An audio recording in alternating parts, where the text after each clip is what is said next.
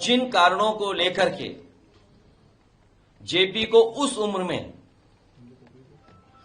उम्र में बीमारी के हालात में भी उन्हें जनता के बीच आना पड़ा और नौजवानों की बात को रखना पड़ा और आह्वान किया संपूर्ण क्रांति का। वो परिस्थितियां आज भी हैं, बढ़ती हुई महंगाई, बढ़ता हुआ भ्रष्टाचार और किसी को भी किसी संस्था से न्याय न मिलना, सरकार की नाकामी और सरकार जनता से दूर जाती जा रही है। आप हाल ही में घटना जो हुई है जिसका जिक्र अभी आप कर रहे थे, और ये पहली घटना नहीं उत्तर प्रदेश में हुई है कि बाल्मीकि समाज के एक नौजवान को इस तरह पीटा गया हो और जाति सूचक, जाति के आधार बना करके, और ये सरकार का जो काम करने का तरीका है, जो कानून न्यायालय पर भरोसा नहीं करते हैं, हिंसा का जो रास्ता अपना रही है सरकार, उसी की वजह से ये घटनाएं हो रही हैं। पहले पारसी समाज के साथ भी इस तरह का व्यवहार हुआ था और आपको याद होगा इसी जगह पर आपने उन तमाम कथावाचकों का सम्मान किया था। ये कोई उत्तर प्रदेश में पहली बार घटना नहीं हो रही है। जब मुख्यमंत्री की सोच ही बुलडोजर होगी, जब मुख्यमंत्री और सरकार की सोच ही बुलडोजर जैसी होगी, तो आज भी जेपी का जो आंदोलन, जो जेपी का सिद्धांत था, आज भी वही है। उसी रास्ते पे चल करके हम लोग आह्वान करते हैं कि नौजवान और किसान और आम जनता इस सरकार को हटाने का काम करे। कांग्रेस के खिलाफ थी, आज आप कांग्रेस के साथ हैं, क्योंकि विरोधी ये बात कहते हैं हमेशा। मेरे पत्रकार साथी, आप सिद्धांत को समझ ही नहीं पा रहे हो। अगर सिद्धांत ही समझ गए होते तो आपको बात समझ में आती मैंने क्या कहा है। उस समय भी भ्रष्टाचार, बेकारी, बेरोजगारी, नौजवानों की पढ़ाई और जनता को न्याय नहीं मिल रहा था। आज भी वही परिस्थितियां हैं। वो भी सरकार के खिलाफ लड़ रहे थे और आज भी हम लोगों को सरकार के खिलाफ ही लड़ना है।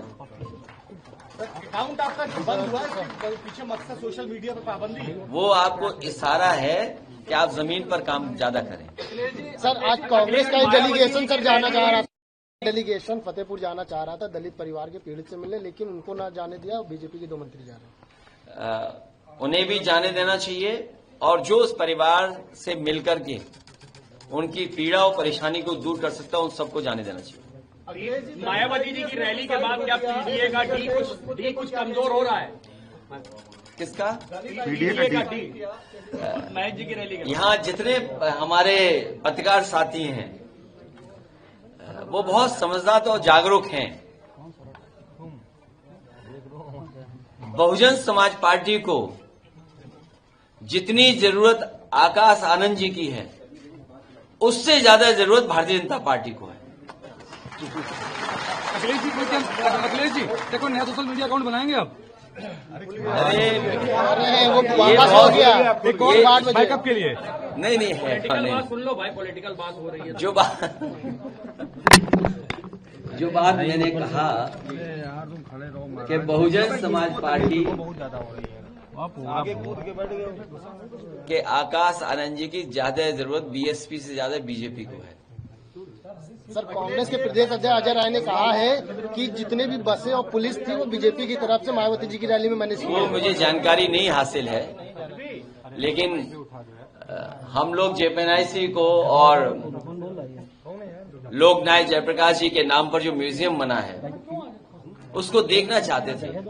और मैं आज भी कहता हूं कि पूरे देश में एक सोशलिस्ट लीडर, एक लीडर को समर्पित इससे बेहतर म्यूजियम, इससे बेहतर कोई स्मारक नहीं रहा होगा। और आज भी मैं ये दावा करता हूं। ये अलग बात है, ऊंची ऊंची चीजें बनी हैं, लेकिन लखनऊ में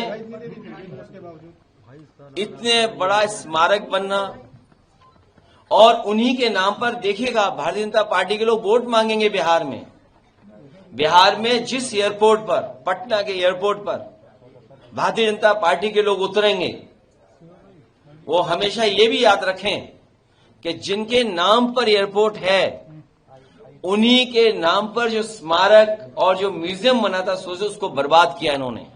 पटना का एयरपोर्ट जयप्रकाश जी के नाम पर है। किस मुंह भारतीय जनता पार्टी के लोग बिहार की जनता से वोट मांगेंगे? मैंने आज एक वीडियो देखा है, ये बात तो अलग है। एक वीडियो देखा है, हालांकि फॉरेन पॉलिसी का मैटर है, मुझे नहीं कहना चाहिए। एक वीडियो देखा है कि एक तालिबान के मिनिस्टर उनको रिसीव कर रहे हैं, हमारे फॉरेन मिनिस्टर, और हमारे मुख्यमंत्री जी तालिबान के लिए क्या कहते हैं? हमारे मुख्यमंत्री जी भी कुछ कहते हैं। वो वीडियो शायद हो तो मैं प्ले करा दूं, बताओ। अभी स्क्रीन पे प्ले कराएंगे आपके लिए। सर, आज के दिन भी आप वो जेपीएनआईसी खरीदने की चाहत रखते हैं? नहीं, खरीदने की नहीं चाहत है। आज संकल्प लिया है कि जेपीएनआईसी को बिकने नहीं देंगे,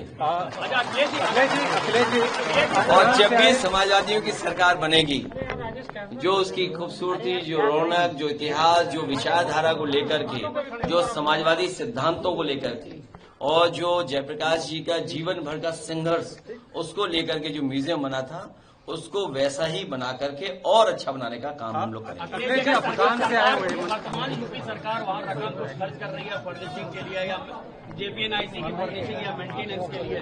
वहाँ कुछ नहीं खर्च कर रहे हैं, वहाँ सांप घूम रहे हैं। सर, कल रात में बैरिकेडिंग और पुलिस और भी लगा दी गई। सच्चाई ये है कि वहाँ अगर खर्च करा होता तो सांप ना होते। सर, कल रात में पुलिस और बैरिकेडिंग दोनों लगा दी गई। बीजेपी छिपाना चाहती है कि जो उन्होंने बर्बादी की है, जो बर्बादी की है उन्होंने, उसको छिपाना चाहती है भारतीय जनता पार्टी।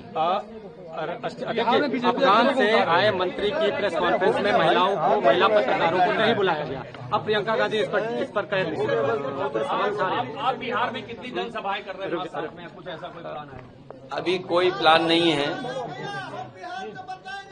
कोई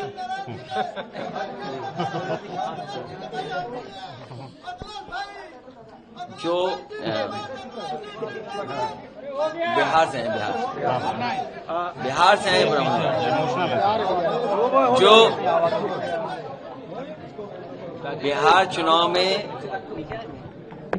चुनाव में जहां बुलाया जाएगा हम लोग जाएंगे। अफगानी मंत्री की प्रेस कॉन्फ्रेंस वाला है। महिलाओं को बराबर का अधिकार मिले, महिलाओं की शिक्षा को लेकर के हमेशा कदम उठाना चाहिए।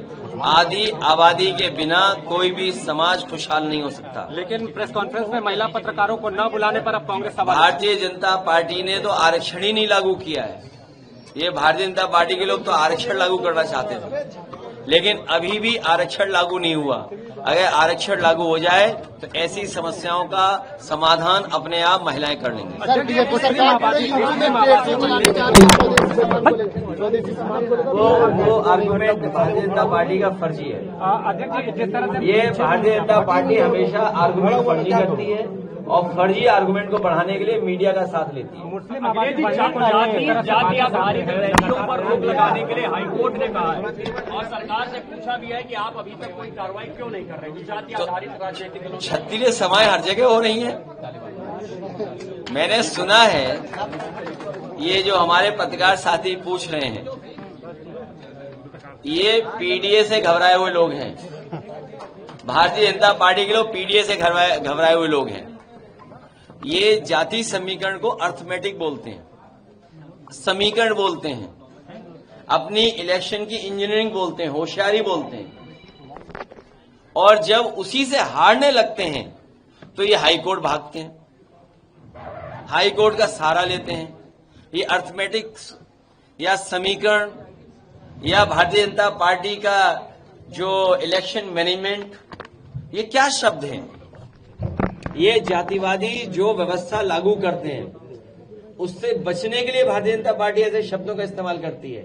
जब उसी से हारने लगती है, इसीलिए समाजवादियों ने कहा कि जो आंदोलन जयप्रकाश जी ने, जो आंदोलन लोहिया जी ने, जो आंदोलन नेताजी ने, और जो रास्ता बाबा साहब भीमराव अम्बेडकर जी ने दिया, न्याय के राज की स्थापना हो, लेकिन न्याय के राज की स्थापना के साथ साथ सामाजिक न्याय के राज की स्थापना के लिए पीडीए सरकार आने वाले समय में समाजवादी लोग मिलकर के बनाएंगे।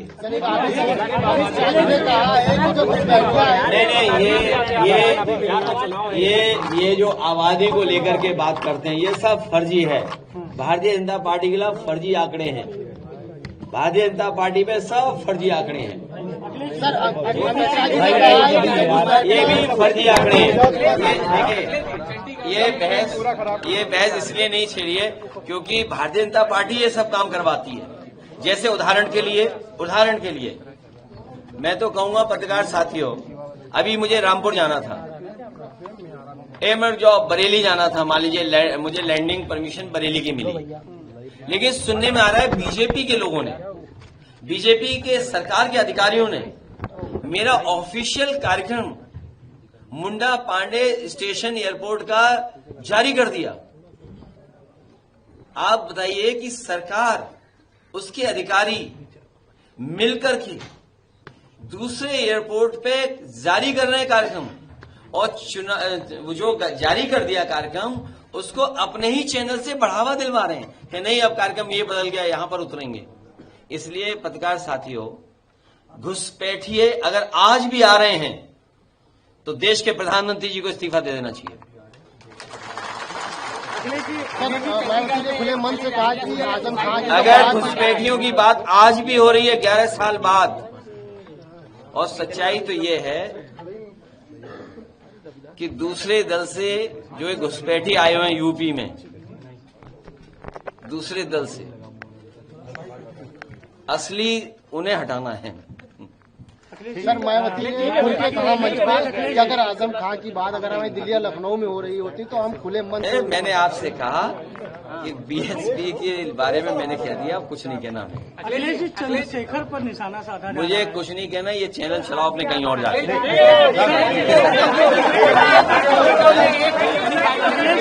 नहीं, ये गंभीर विषय है कि एक आईपीएस अधिकारी ने आत्महत्या कर ली। ये जाति को लेकर के अगर हुआ है और जाति को लेकर के अगर जूता फेंका जा रहा है, ये गंभीर विषय है।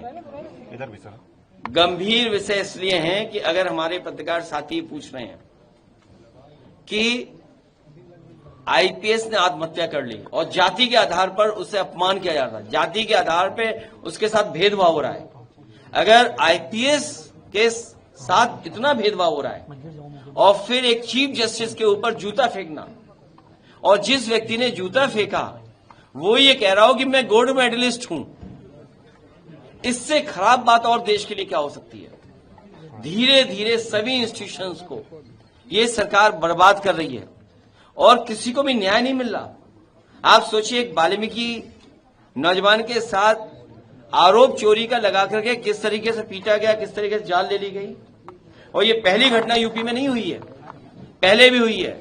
और कथावाचकों के साथ क्या किया गया, उनके बाल काट लिए गए, उनकी ढोलक छीन ली गई, उन्हें पीटा गया।